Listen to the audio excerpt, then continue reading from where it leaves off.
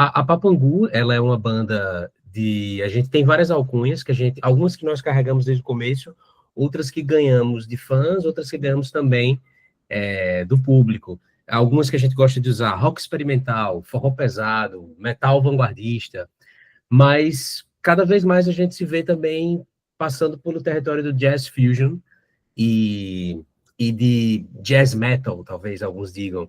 Algumas mais descontraídas é o rock troncho, que é uma alcunha que nós criamos para definir a banda. O rock troncho, ele seria um rock torto, progressivo, tipicamente experimental, com improvisos livres, mas ao mesmo tempo pesado e tipicamente nordestino. Ele tem essa verve nordestina muito forte. E a gente tem visto algumas bandas também se apropriar desse nome, a gente fica muito feliz que tem uma galera falando, pô, eu acho que eu faço essa parada aí também. Legal, se inspira e utiliza. Então tem uma troca muito legal acontecendo com essas alcunhas. Mas é isso, a banda Papangu surgiu em João Pessoa, fazemos uma variada mistura de sons pesados, experimentais, e tentamos não nos prender quanto a isso. A gente vai para onde a gente sente que o som está nos levando, e se divertir em palco, improvisar e experimentar. E aí, para começar, eu vou fazer a primeira pergunta aqui, a Julie vai seguindo depois, mas a gente queria começar falando um pouquinho sobre o nome da banda, que é um nome bem específico, né? Principalmente quem está conhecendo agora. Às vezes as pessoas se questionam por que Papangu? E aí os Papangus, eles são parte dessa tradição cultural centenária, aí do interior de Pernambuco, e a gente quer saber qual a relação dessa tradição com a criação da banda. A Papangu, como banda, ela é uma banda, assim, paraibana. Nós somos... Quase todos da banda são paraibanos. E temos um membro que é de Pernambuco. Mas a tradição do Papangu, da figura do Papangu carnavalesca no Nordeste, embora ela seja muito forte em Bezerros, no interior de Pernambuco, ela tem seus espelhos em outros estados. Por exemplo, tem a Laúça, que é uma outra figura de assustadora do carnaval, que se veste com essa forma, com máscaras grandes, adereços penduricalhos pelo corpo para assustar as crianças ou os adultos e conseguir pedir e conseguir favores. E a mesma figura também do Papangu, ela vai aparecendo assim em outros estados do Nordeste, carregando outros nomes. Para nós aqui da Paraíba, estamos muito perto de Pernambuco também, e existe uma troca de influências assim culturais muito forte. E a gente adotou esse nome porque ele transmite não só a força de uma tradição centenária, mas também o mistério, o Nordeste misterioso, o Nordeste místico, que tem não só a sua superstição, mas tem as suas figuras míticas que até hoje se preservam e carregam essa estranheza que faz parte do dia a dia do carnaval, muitas vezes, e as pessoas não se tocam do quão bizarro, do quão esquisito isso é. Elas estão pulando o carnaval e tem um Papangu ali, assim, isso é uma coisa tão forte, e a gente toma isso como algo natural, mas para quem vê de fora é algo incrível. Então a gente quer ressaltar um pouco dessa magia, desse misticismo, que para as bandas que estão fora do Brasil, por exemplo, muitas vezes o público do metal e do rock, em especial muitas bandas, elas se encantam pelo misterioso de fora. Odin, Thor, elfos, anões, gnomos, que é uma coisa que não faz parte da nossa cultura, mas isso está impressionando muita gente. E as bandas lá fora falam disso o tempo todo, à exaustão. Então a gente fala, não, peraí, vamos falar do que a gente tem aqui, porque tem algo tão rico quanto, tão antigo quanto, e que faz muito parte da nossa cultura, talvez mais do que um Odin ou Thor faça para as bandas de metal lá. Então, é mais ou menos isso. Lampião também acaba entrando um pouco nesse imaginário nordestino místico. Agora eu vou prosseguir aqui, Rodolfo, com uma pergunta que é justamente sobre o Lampião Rei, né? Esse último álbum aí que vocês lançaram. E ele traz essa série de elementos, de criaturas místicas, né? Muito presentes na nossa cultura. E eu queria entender um pouco como que essa influência, assim, dessas criaturas ajudou na produção do disco mesmo, do Lampião Rei. Qual foi essa relação para vocês? O Lampião, ele é um disco conceitual que trata de forma talvez dentro de um realismo mágico, a, a história de Lampião, como ela é contada, mas exacerbada para essas analogias e metáforas do misticismo nordestino, da mágica nordestina, mas calcada em realidade. Então, eu diria que, talvez sem entrar muito em spoilers, porque tem elementos do Lampião Rei que eu acho que são legais de ser descobertos, enquanto você escuta e descobre a história de Lampião. Mas, pisando um pouquinho nisso, esse empréstimo da superstição e do mágico nordestino, ele está muito mais sendo utilizado para apoiar essa história do que para roubar o protagonismo dela. Então, se a gente traz o Boitatá, ou se a gente traz uma outra figura de um santo, uma santa, que tem uma história em paralelo, aquilo ali está sendo contado para fazer uma analogia com um problema real da história de Lampião, que contrasta com os problemas de hoje, sejam eles as injustiças sociais, as disparidades e desigualdades, e as relações de poder das classes que existiam, tanto na época de Lampião, quanto hoje, que vem desde lá até aqui, que geram essas distorções do bandido-herói, da antítese, do anti-herói, e a gente não quer normalizar violência que foi perpetrada pelos bandos de cangaceiros. Eles cometiam coisas terríveis, mas eles eram fruto de uma situação de desigualdade, de pobreza e de exploração que talvez não tivesse como ser de outro jeito, o surgimento de certas injustiças. E isso realmente isso acaba se passando também para a própria sonoridade de vocês, né, da banda, assim, como um todo. E você falou que tem essa mistura do jazz com o metal mais progressivo. Eu acho muito incrível que vocês usem um pouco desse termo do realismo mágico, o realismo fantástico, assim, que é bem interessante também. Traz uma certa latinidade, né, uma coisa um pouco mais ampla, musicalmente falando. E aí é como se o público, né, ele é transportado para esse universo suspenso, assim, folclórico e tal. E aí, como que essa influência sonora se deu para vocês, assim, não só na questão do Lampião Rei, mas como na trajetória da banda? Quais outros gêneros que vocês acabam pegando um pouco, né, nessa antropofagia? A gente é muito resultado do que a gente está escutando naquele momento também. Nós somos facilmente influenciáveis pela playlist atual da banda. Então, recentemente a gente estava escutando muito Azimuth, então Azimuth acabou influenciando algumas sonoridades, instrumentação. Ou a gente está escutando uma banda, Magma, por exemplo, uma banda que norteia muito o protagonismo que o contrabaixo tem na banda. Muitas vezes o solo, o ritmo e o peso é o contrabaixo que dá na Papangu. Muitas vezes a guitarra ela é texturizada, ela está fazendo um papel ali de massa sonora. Então, tem essa influência muito do baixo do Magma, que é uma banda francesa. Mas os ritmos de forró, baião, maracatu, caboclinho, coco, ciranda, tudo isso aparece como as influências de coisas que a gente admira do Nordeste, do Norte também do Brasil. Há alguns empréstimos de ritmos ali, que vem naturalmente pelo que escutamos, pelo que estudamos, mas também da história de cada um. Eu toquei em banda de forró muito tempo também, enquanto tocava em bandas de rock, bandas de metal, tocava profissionalmente em bandas de forró.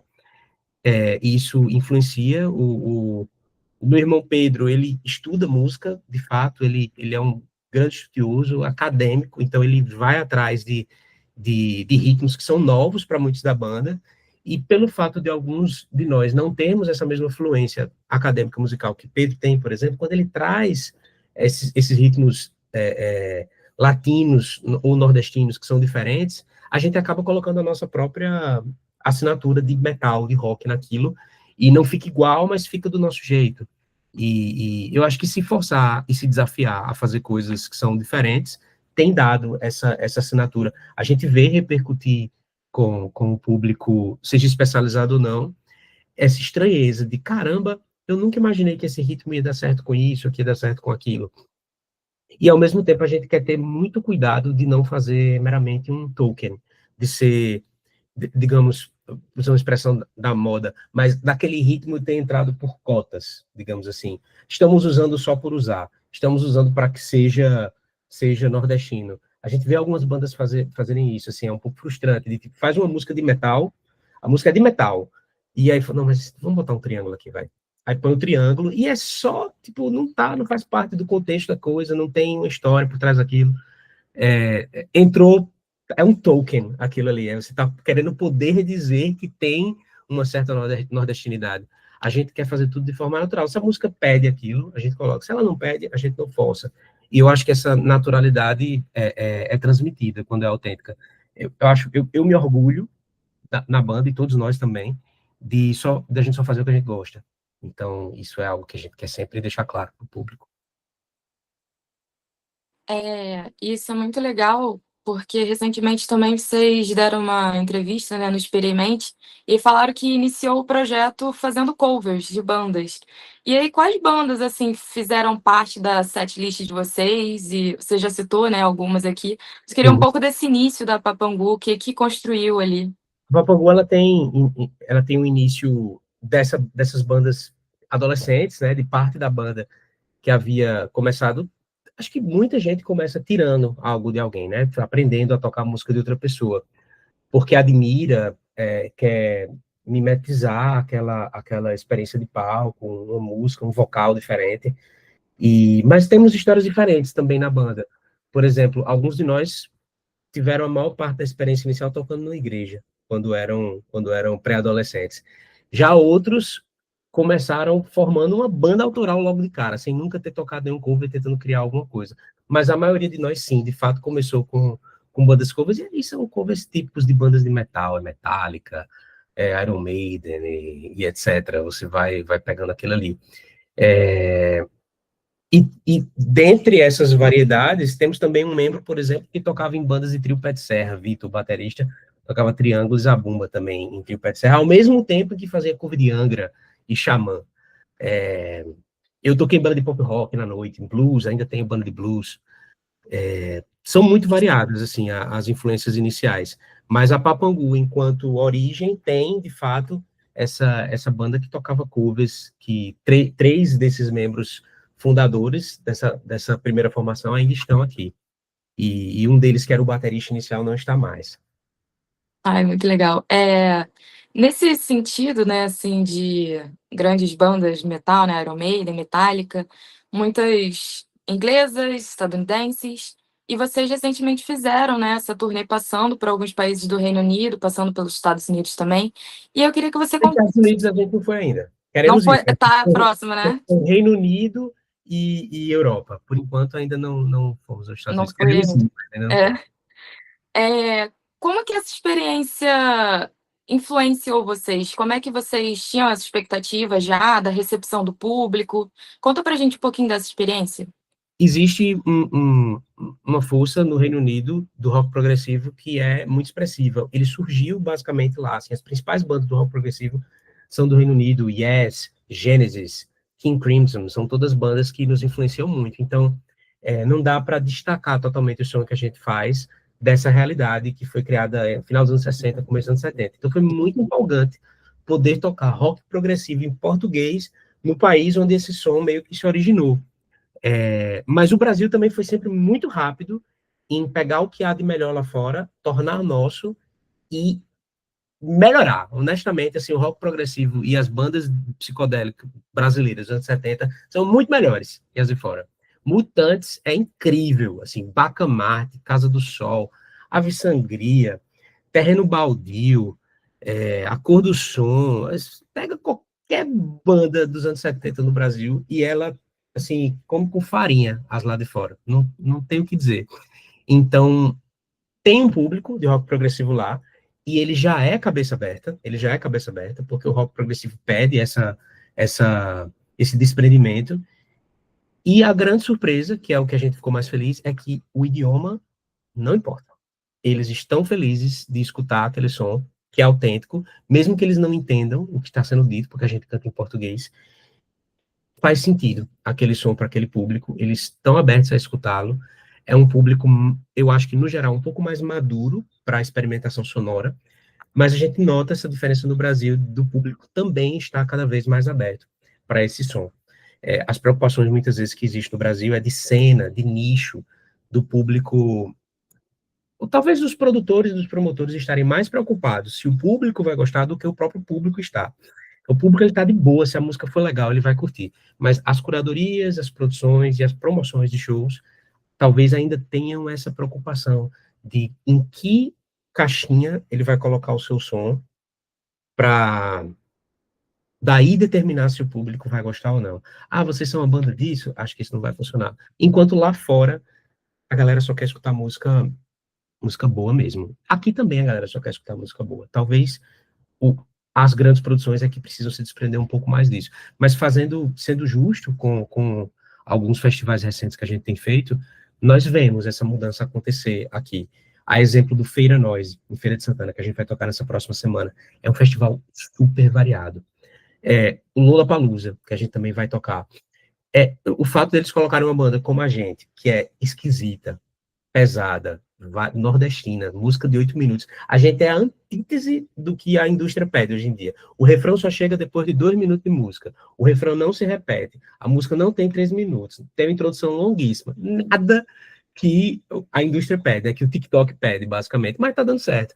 Então a gente vê também uma mudança recente nisso aqui. Foi mal, eu falo bastante. Não, perfeito, e foi o gancho necessário, assim, que a gente precisava para falar, obviamente, sobre o Lollapalooza. Queria primeiro parabenizar, né, você e toda a banda. Eu acredito que deve ter sido, né, um impacto, assim, ver o nome de vocês lá no line-up, e principalmente por alguns pontos que você abordou também, né, sobre essa consciência do social, a consciência da identidade nordestina, de uma sonoridade, né, ali da Paraíba. E essa pluralidade que o metal brasileiro tem, que é muito interessante, assim como que vocês trazem isso de uma forma muito natural. E aí, qual foi a reação de vocês, assim, de ver todo esse processo, de ver o nome de vocês lá no line do Lola, e expectativas, assim, surpresas, né, emoções que vocês têm para viver esse momento? Eu acho que, a princípio, foi... A gente recebeu a notícia no palco. A gente estava num palco, o convite, no caso. A gente estava no palco em Arapiraca, em Alagoas. A gente ia fazer um show no festival de discos, também um baita festival legal, que é a Feira de Discos de Arapiraca, super variado. Bota banda de grindcore, underground, pop, metal.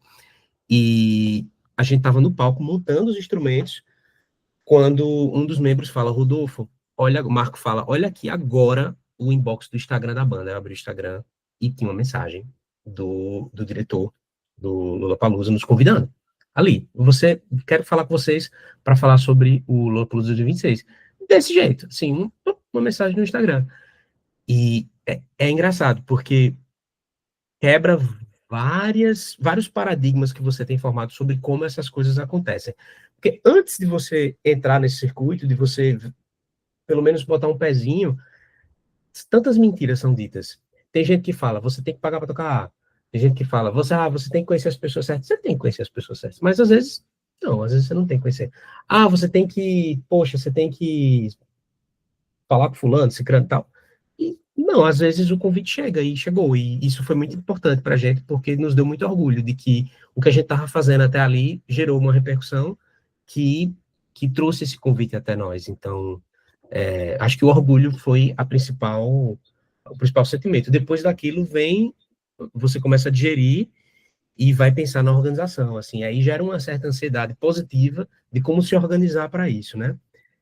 A gente fala que na banda a gente tem uns 3 caras, assim, que são máquinas de ansiedade.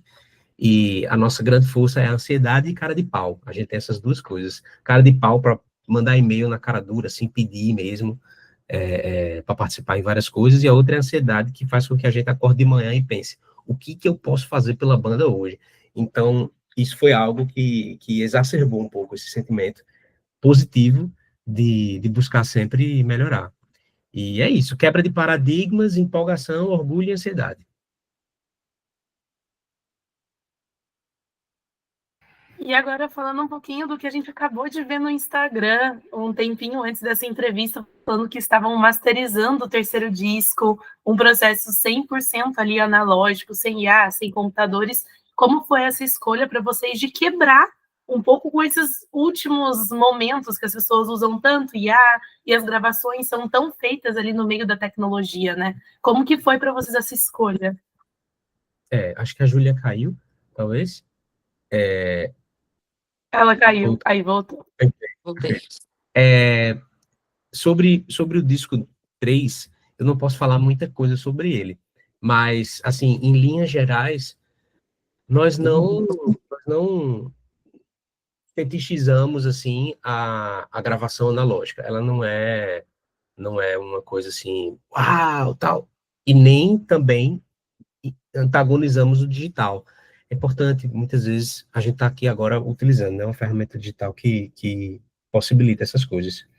Mas o disco, ele foi feito de forma 100% analógica, que é basicamente não utilizar nenhum meio digital, nenhuma tela no processo todo.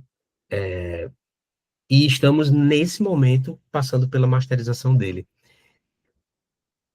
Tem que ter cuidado para não citar coisas erradas, espera aí, não posso falar, não posso cometer deslizes nisso. Tudo que eu posso dizer é que isso faz parte, de certa forma, do conceito dele, e que ele busca afirmar algo. E quando ele for lançado, a gente espera que ele paute também um novo debate sobre essas ferramentas, sobre o que é ser uma pessoa também, isso tudo. Não posso falar muito. É bom que a gente já fica na ansiedade aí também para esse novo trabalho. E agora, para fechar, Rodolfo, né, toda a nossa ideia da nossa página, a setlist, qual música hoje em dia que não sai de jeito nenhum da setlist de vocês, que não pode faltar? A gente tá ouvindo tanta coisa, é tão complexo isso. Cada um tem a sua banda da vez. A gente realmente estava escutando bastante Azimuth. A gente escuta bastante bandas de amigos nossos. Então, o Canaã, que é uma banda um trio instrumental pesadíssimo da Noruega. A gente escuta bastante o Canaã, que são de amigos nossos. A gente tem as nossas bandas queridas, como Magma, que nunca sai das nossas playlists. Eu sou um fã de muitas bandas de rock anos 70. E rock, música de vanguarda, o jazz fusion. Algumas que eu tenho escutado no momento, Steely Dan, sempre tá na playlist. E, caramba, a gente escuta tanta coisa difícil. Eu fico com medo de falar uma e isso diminuir a importância de outra. E preciso falar pelos outros também. A gente... Peraí, que a gente tem uma playlist compartilhada. Segura a onda aí. Tá aqui. Que... Papangu. Perfeito. Vamos lá. Edu Lobo, Heraldo do Monte, Needle Point, Motorcycle, Elephant Nine, Gentle Giant, Marcos Valle, Magma, Alceu Valença, Elder, Mestre Ambrósio, Cata de França, Loborges, Clube da Esquina, claro, sempre, Gênesis, Fito Paz, Hermeto Pascoal, Frank Zappa, tem muita coisa de Frank Zappa no disco novo também, assim, algumas ideias de Zappa que aparecem lá. Geraldo Vandré, Focus, George Duke, Kamasi Washington, pronto. Incrível, eu gostei muito que vocês também citaram o Hermeto Pascoal, que traz um pouco desse jazz completamente inusitado, né? Assim, essa loucura musical, Hermeto é uma frenesi. baita influência, assim, a gente recebeu durante a gravação do Lampião Rei a alcunha de um amigo nosso fotógrafo, o Fernando Iocota, de Hermetocore, que a gente faz Hermetocore, que é improviso, música brasileira, peso, loucura, frenesi mesmo, como você falou, é bem, bem dinâmico, bem intenso. E Pedro Francisco, o nosso guitarrista, ele é muito instrumentista, ele toca várias coisas na banda, também canta, e assume o baixo quando o Marco não está presente.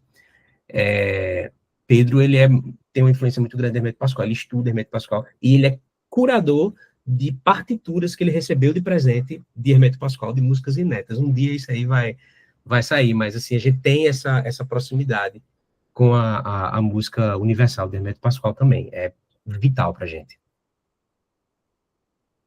E, Rodolfo, a gente gostaria de agradecer. Finalizamos aqui a nossa entrevista. Júlia, muito obrigada também pela parceria. Valeu, Obrigada, gente. Rodolfo, pela oportunidade. A gente vai ficar na guarda. Estaremos no Lola, vendo o show de vocês também. E aí agora tem Com o circo. certeza.